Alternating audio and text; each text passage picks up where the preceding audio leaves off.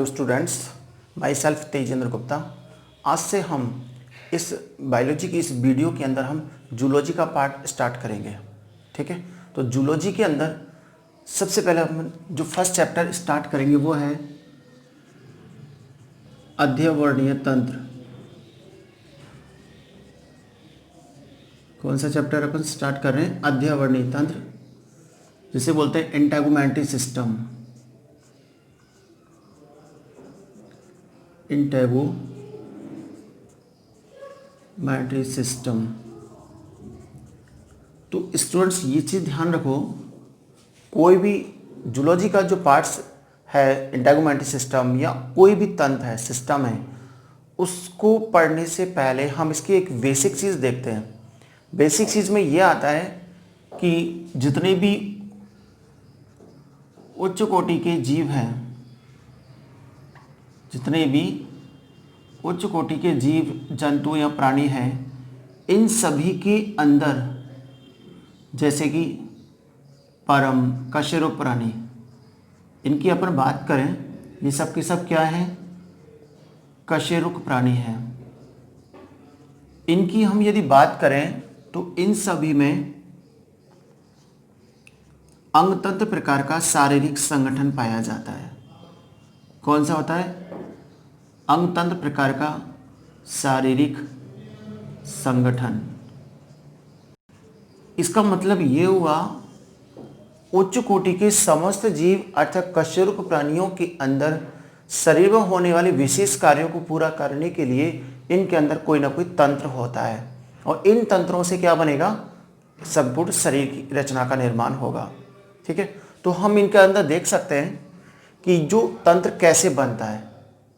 तो सबसे पहले आप देखो, ये जो कोशिका है, एक सिंगल सेल, जो जीव शरीर की एक कोशिकीय क्रियात्मक और संरचनात्मक इकाइयां होती है। कोशिका को हम क्या कहते हैं?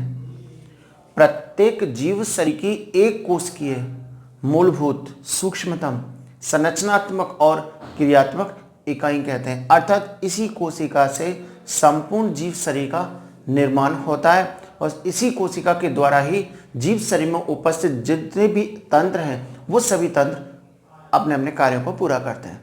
तो ये कैसे होता है? तो आप इसको समझिए, इस कोशिका से जब विभाजन की क्रिया होती है तो कोशिकाओं का समूह बनता है। इस समूह को हम कहते हैं ऊतक। क्या कहते हैं इसको? ऊतक कहते हैं। ऊतक आपस में मिलकर के, परस्पर मिलकर, अनेक ऊतक परस्पर मिलकर क्या बनाते हैं? अंग। और ये अंग परस्पर मिलकर बनाते हैं अंग तंत्र। ठीक है, जिसे अपन क्या बोल सकते हैं? तंत्र। तो कोशिका के विभाजन से ऊतक बनता है। अनेक ऊतक जो एक जैसा कार्य करते हैं, परस्पर मिलकर के एक अंग का निर्माण करते हैं, और बहुत सारे अंग मिलकर के क्या बनाते हैं? तंत्र। और इन तंत्रों से मिलकर के अनेक तंत्र परस्पर मिलकर बनाते हैं संपूर्ण शरीर की रचना, संपूर्ण शरीर का निर्माण करते हैं। इसका मतलब ये हुआ कि शरीर के अंदर अंगों का निर्माण भी इस कोशिका से प्रारंभ हुआ। शरीर की संरचना का निर्माण का प्रारंभ भी इसी कोशिका से हुआ है। अतः हम इस कोशिका को फंक्शनल और स्ट्रक्चरल यूनिट भी कह सकते हैं, सबसे छोटी सूक्ष्म इकाई भी कह सकते हैं। ठीक है, तो इस प्रकार उच्च कोटि के जो कशेरुक प्राणी हैं, इनके अंदर कैसा अंग तंत्र प्रकार का या तंत्र प्रकार का शारीरिक संगठन होता है।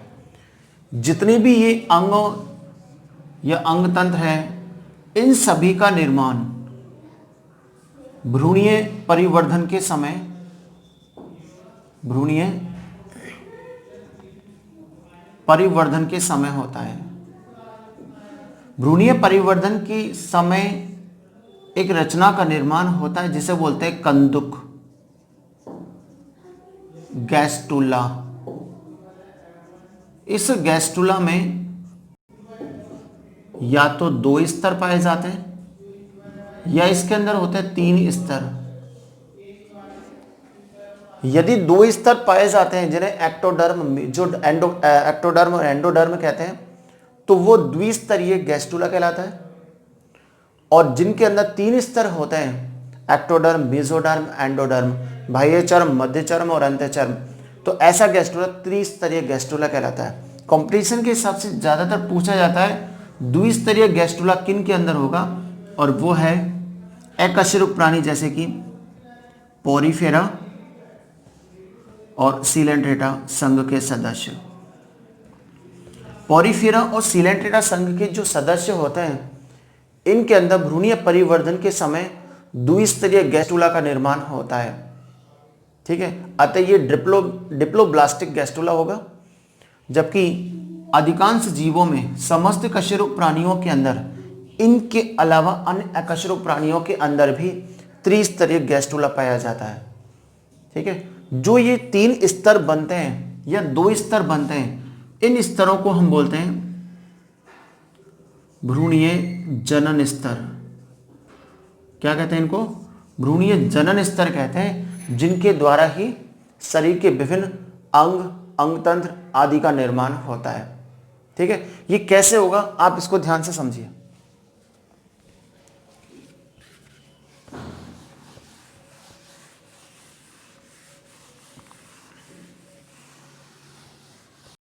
यहां आप देख सकते हैं कि भ्रूणीय परिवर्तन के अपन एक इंट्रोडक्शन देख रहे हैं यहाँ पर, जिससे अंग तंत्रों का निर्माण होगा। ये कोशिका है जो निषेचन के बाद बनी है, जिसे अपन बोल सकते हैं जाइगोट। क्या बोलेंगे इसको?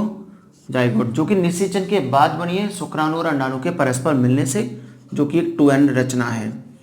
इस भ्रूणीय परिवर्तन किस समय जाइगोट से जब विकास प्रारंभ होता है, तो इस विकास के समय पहली प्रावस्था शुरू होती है, फर्स्ट फेज, जिसको हम बोलते हैं विदलन। क्या बोलते हैं इसको? विदलन कहेंगे। विदलन जो कि विभाजन के समान क्रिया है। विभाजन के फलस्वरूप 1 से 2 कोशिकाएं बनती है, लेकिन वो दोनों कोशिका आकार में पुनः वृद्धि करके जनक के समान कार्य करेंगी। जबकि विदलन विभाजन के समान होने वाली एक ऐसी क्रिया है जिसमें बनने वाली कोशिकाएं धीरे धीरे उनका आकार छोटा होता चला जाता है। तो विदलन एक विभाजन के समान क्रिया है, जिसमें इस जाइगोट के आकार में कोई अंतर नहीं आएगा, बट इसके अंदर लगातार कोशिकाएं छोटी होती चले जाती है। तो इस कोशिकाओं से बने हुए इस संपूर्ण रचना एज ए ऊतक होता है, जिसे अपन बोलते हैं मोरूला। क्या बोलते हैं इसको? मोरूला, या हिंदी में इसको बोलते हैं तूतक। ये बना। इसके बाद इसका मतलब भ्रूणीय परिवर्तन के फलस्वरूप बनने वाली प्रथम रचना कौन सी हुई? मोरूला। उच्च कोटि के जीवों में फर्स्ट और सेकंड फेज स्टार्टिंग में एक साथ हो जाती है। तो कई बार क्वेश्चन पूछते हैं, भ्रूणीय उच्च कोटि के जीवों में भ्रूणीय परिवर्तन के समय बनने वाली जो प्रथम रचना वो कोरक होती है। कोरक ब्लास्टुला होता है। क्या बोलता है? कोरक यानी ब्लास्टुला। तो देखिए यहां पर सेकंड फेज स्टार्ट होती है। इस सेकंड फेज को हम बोलते हैं कोरक भवन, जिसके फलस्वरूप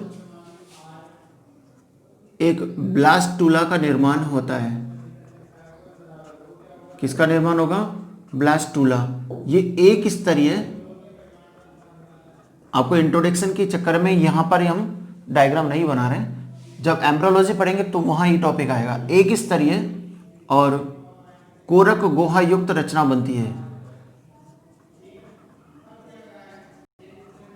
ठीक है ना, जिसे बोलते हैं ब्लास्टुला। ब्लास्टुला के बाद जो तीसरी और लास्ट फेज आती है, इसको बोलते हैं कंदुक भवन। इस कंदुक भवन के फलस्वरूप क्या बनेगा? गैस्टुला, जिसको हम बोलते हैं कंदुक। ये जो कंदुक होता है, ये या तो क्या होगा? द्विस्तरीय होता है,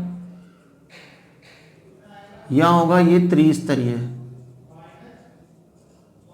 2 स्तर कौन कौन से बनेंगे? एक्टोडर्म और एक बनता है एंडोडर्म। त्रिस्तरीय में एक्टो, मीजो और एंडो, ये 3 स्तरों का निर्माण होगा, जबकि यहां पर द्विस्तर बनता है। द्विस्तरीय गैस्ट्रुला बनता है पॉरीफेरा और सीलेंट्रेटा संघ के सदस्यों में, जबकि त्रिस्तरीय गैस्ट्रुला अधिकांश अकशेरुक प्राणी व समस्त कशेरुक प्राणियों के अंदर त्रिस्तरीय गैस्ट्रुला बनता है। ये जितने भी स्तर बनते हैं, इन सभी स्तरों को अपन क्या बोलते हैं? भ्रूणीय जनन स्तर कहते हैं। इन जनन स्तरों के फलस्वरूप ही शरीर के विभिन्न अंगों का और तंत्रों का निर्माण होता है। ठीक है, आप इसको इस तरीके से इंडिकेट कर सकते हैं, एक लेयर, उसके बाद ये सेकंड, उसके बाद ये थर्ड लेयर। तो ये एक्टोडर्म, यहां हमने जो बनाई है ये मीजोडर्म, और अंदर की ओर होगी वो एंडोडर्म। तो इस तरीका से ये तीनों स्तर बनते हैं। और यहां पर जो मध्य में जो कैविटी बनाई है, इसको बोलते हैं आर्केंट्रोन, आध्यांत्र, जो आगे चल करके बनाता है क्या? आहरनाल, एलिमेंट्री कैनाल बनाता है। ठीक है, तो इस तरीका से ये भ्रूणीय जनन स्तरों का निर्माण होता है। और इन भ्रूणीय जनन स्तरों के फलस्वरूप ही क्या बनते हैं? शरीर के विभिन्न अंग और तंत्रों का निर्माण होता है। ठीक है, और अंग तंत्रों के द्वारा शरीर के विभिन्न उपापचय क्रियाएं संपन्न होती है। यहाँ तक क्लियर हुआ? अब हमने देखा कि ये अंग तंत्र कैसे बनते हैं, ठीक है, और शारीरिक संगठन कैसा होता है। अब हम शुरू करते हैं, अपना जो टॉपिक है वो है इंटेगुमेंट्री सिस्टम, मतलब अध्यावरणीय तंत्र। आप इसको ध्यान से समझें, ये हमारी जूलॉजी की फर्स्ट वीडियो है। ठीक है, इस वीडियो को आपको समझ में आता है, आप इसको लाइक कर सकते हैं, शेयर कर सकते हैं, सब्सक्राइब भी कर सकते हैं। ठीक है, और अच्छी वीडियोस आपके सामने रेगुलर आती हैं, आप उनको वॉच कीजिए, देखिए ध्यान से। देखिए, अध्यावरणीय तंत्र, अध्यावरण का मतलब होता है शरीर का बाह्य आवरण, शरीर को ढकने वाला आवरण। अध्यावरण बोलते हैं इसको, इंटेगुमेंट्री। अध्यावरण मतलब शरीर के बाहर पाए जाने वाला आवरण, जो कि शरीर को कवर करता है, ढकता है। इस अध्यावरणीय तंत्र में एक आता है त्वचा और दूसरा आता है त्वचा से व्युत्पन्न विभिन्न प्रकार के अंग। त्वचा और त्वचा से व्युत्पन्न मॉडिफाई है, त्वचा से व्युत्पन्न विभिन्न प्रकार के जो अंग हैं, ये सब मिलकर के क्या बनाते हैं? शरीर का अध्यावरण बनाते हैं। या हम ये कह सकते हैं, अध्यावरण हमारे शरीर का एक क्या बनाता है भाई? ये कंकाल। कंकाल जो कि शरीर का ढांचा बनाता है, जिसमें दो आते हैं, एक बाह्य कंकाल, एक अंत्य कंकाल। अंत्य कंकाल जो होता है वो हड्डी यानी उपास्थि और अस्थि के मिलने से बनता है, जबकि बाह्य कंकाल अध्यावरणीय तंत्र के द्वारा बनता है। ठीक है, ये जो अध्यावरणीय तंत्र है, जो बाह्य कंकाल बनाता है, ये हमारे शरीर की, कंकाल के साथ साथ शरीर की सुरक्षा का कार्य करेगा। क्या करेगा? शरीर की सुरक्षा का कार्य करता है। तो त्वचा और त्वचा से व्युत्पन्न विभिन्न प्रकार के अंग परस्पर मिलकर इस इंटेगुमेंट्री सिस्टम का निर्माण करते हैं। राइट, अब देखिए आप, यदि हम त्वचा की बात करें, त्वचा के व्युत्पन्न अंगों के नाम आप लिख सकते हैं, जैसे कि रोम, नेल यानी नाखून, सींग, जंतुओं के पैरों में पाए जाने वाले खुर, ये सब के सब त्वचा से व्युत्पन्न अंग होते हैं। ठीक है, अब हम बात करें इस संपूर्ण त्वचा के बारे में। ये त्वचा शरीर का सबसे बड़ा शरीर का सबसे बड़ा अंग होता है। ठीक है, शरीर का सबसे बड़ा अंग क्यों माना? क्योंकि शरीर की कुल भार का, त्वचा का हम पार्ट देख रहे हैं, कुल भार का लगभग 6 से 7% भाग होता है। कौन? त्वचा। जैसे हमारे शरीर का कुल वेट माने कि अपन 100 kg है, तो इस त्वचा का वजन कितना मान सकते हैं? 6 से 7 किलो। तो इसलिए ये शरीर को क्या बोलते हैं, त्वचा को क्या बोलते हैं? शरीर का सबसे बड़ा अंग माना जाता है। एक चीज और, त्वचा शरीर की प्रथम सुरक्षा पंक्ति है। क्या है ये? शरीर की सुरक्षा, प्रथम सुरक्षा पंक्ति। क्यों माना जाता है इसको? शरीर के अंदर एंट्री करने के बाद कोई भी रोगाणु को नष्ट करने के लिए इम्यूनिटी सिस्टम होता है, एंटीबॉडीज प्रेजेंट होती है जो ब्लड के अंदर और सेल्स में जाकर के उन रोगाणुओं को, पैथोजेंस को नष्ट करते हैं। लेकिन उस रोगाणु को शरीर के अंदर अंगों तक, ब्लड तक पहुंचने के लिए त्वचा को पार करके, भेद कर आगे एंट्री करना पड़ता है। इसका मतलब त्वचा शरीर की एक सुरक्षात्मक कवच है। त्वचा शरीर की प्रथम सुरक्षा पंक्ति है, जिसे भेद कर फिर रोगाणु को बॉडी के अंदर प्रवेश करना होता है। तो ये शरीर की क्या बनाता है? प्रथम सुरक्षा पंक्ति। ये जो त्वचा है ये भ्रूणीय, एक्टो और मीजोडर्म की परिवर्धन से निर्मित होती है। इसका मतलब त्वचा एक्टो मीजोडर्मल के परिवर्धन से बनती है। ठीक है, त्वचा की बात हम कर रहे हैं यहां पर। इस त्वचा का जो निर्माण है 2 परतों से होता है। एक जिसे बोलते हैं अधिचर्म, एपिडर्मिस,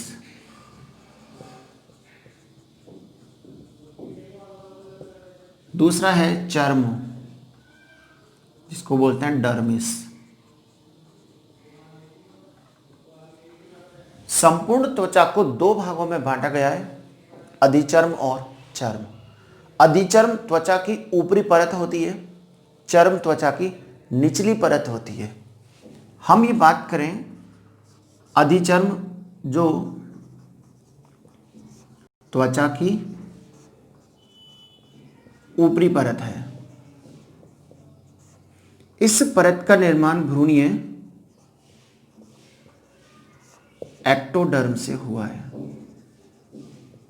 इसका विकास भ्रूणीय एक्टोडर्म से होता है। ठीक है, ये जो अधिचर्म है ये शरीर के अनेक स्थानों पर, शरीर के अनेक स्थान, जैसे जो रगड़ और घर्षण वाले होते हैं, जहाँ पर रगड़ और घर्षण ज़्यादा होती है, हम बोल सकते हैं जैसे कि हथेली के अंदर और पैरों के जो तलवे होते हैं, इनके अंदर ये अधिचर्म सबसे ज़्यादा मोटी होती है, जो कि शरीर को रगड़ और घर्षण से बचाती है। जबकि शरीर की कुछ स्थान ऐसे होते हैं जैसे कि नेत्र में कॉर्निया की ऊपरी परत, कॉर्निया के ऊपर की जो परत होती है, जो एक पारदर्शी परत है, ये पारदर्शी परत त्वचा की अधिचर्म की सबसे पतली परत होती है, जिसे अपन बोलते हैं नेत्र श्लेष्मा। इसको दूसरा नाम और है जिसको बोलते हैं कंजक्टिवा। क्या बोलते हैं इसको? कंजक्टिवा कहते हैं। कई बार जब इसका इन्फेक्शन होता है, आंखें लाल हो जाती है, तो उसमें नेत्र श्लेष्मा फूल जाती है और उसमें स्वेलिंग आ जाती है। इसके अलावा वो रेड हो जाती है, जिसको बोलते हैं कंजक्टिवाइटिस रोग, जिसमें आंखों का आना एक देसी भाषा में बोला जाता है। तो ये सबसे पतली परत के रूप में, यहाँ सबसे मोटी परत है, ये भ्रूणीय एक्टोडर्म द्वारा परिवर्तित होती है और ये त्वचा की सबसे ऊपरी परत है। एक और चीज, ये स्तरित उपकला स्तर की बनी होती है। स्तरित उपकला स्तर, इसका मतलब इसमें अनेक परत एक के ऊपर एक व्यवस्थित होता है, इसलिए इसको बोलते हैं स्तरित उपकला स्तर। एक और चीज कि इस अधिचर्म के अंदर त्वक संवेदांग,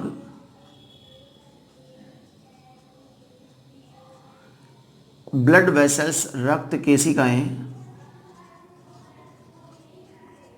ये सब के सब एब्सेंट होते हैं।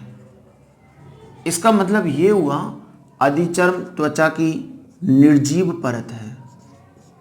कौन सी परत है? ये निर्जीव परत है।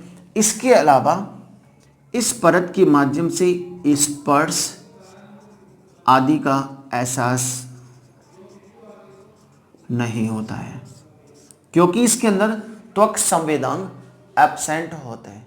ठीक है, देखा अधिचर्म जो एक निर्जीव परत है जिसमें त्वक संवेदांग एब्सेंट होने के कारण यहाँ पर किसी स्पर्श यानी आदि उद्दीपन का एहसास नहीं होता है। ठीक है, रक्त केशिकाओं एब्सेंट होती है, इसके कारण इसमें विभाजन की घटनाएं नहीं होंगी, ये निर्जीव परत होती है। अब आप देखेंगे कि अधिचर्म के अंदर, इस अधिचर्म के अंदर 5 प्रकार की परतें होती है। जैसा कि हमने बोला अधिचर्म एक स्तरित उपकला स्तर है, अर्थात इसमें अनेक स्तर एक के ऊपर एक व्यवस्थित होते हैं। यदि इसके अंदर बात करें तो इसमें 5 प्रकार की परतें होती है। अंदर से बाहर यानी चर्म भाग जो कि सबसे नीचे होता है, चर्म के ऊपर की पहली परत, अर्थात अंदर से बाहर की ओर देखें तो सबसे पहले स्तर होती है मैलपीगी स्तर। ठीक है, स्ट्राइटम मैलपीगियन होती है, जिसे अंकुरक स्तर भी कहते हैं, जो विभाजन की क्रिया करता है। अर्थात अधिचर्म का ये घटक एक ऐसा घटक है या परत है जो जिसमें विभाजन की क्रियाएं होती है।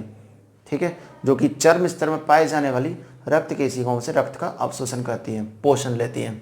सेकंड नंबर का स्पाइनोसम आता है, सूलमय स्तर। शरीर के वे भाग जहाँ रगड़ घर्षण ज़्यादा होती है, जैसे हथेली है, पैरों के तलवे हैं, वहाँ पर सूलमय स्तर ज़्यादा मोटा होता है। ठीक है, इसके अलावा ग्रेनुलोसम स्तर, जिसे कण स्तर कहते हैं, जिसमें केरोटोहाइलिन के कण पाए जाते हैं।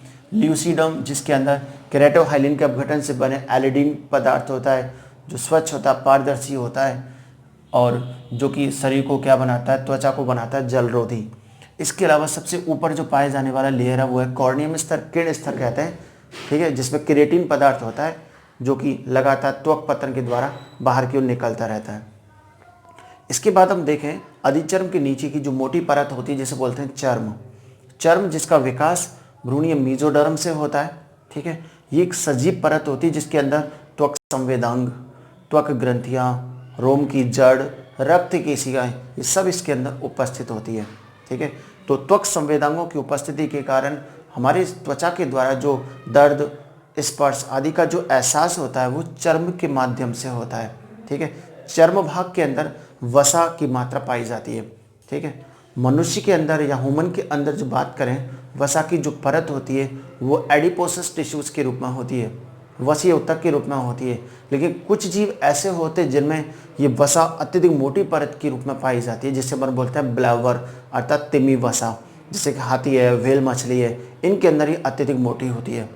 चर्म जिसे अब 2 भागों में बांटते हैं, पैपिलरी स्तर और जालिकावत रेटिकुलर स्तर होता है। ठीक है, जिसके अंदर ये पाई जाती है। तो हम इसके बाद जो नेक्स्ट वीडियो आएगी उसके अंदर इन संरचना के अंदर त्वचा की संरचना का अध्ययन करेंगे, जिसमें अधिचर्म और चर्म दोनों का अपन संरचना देखेंगे।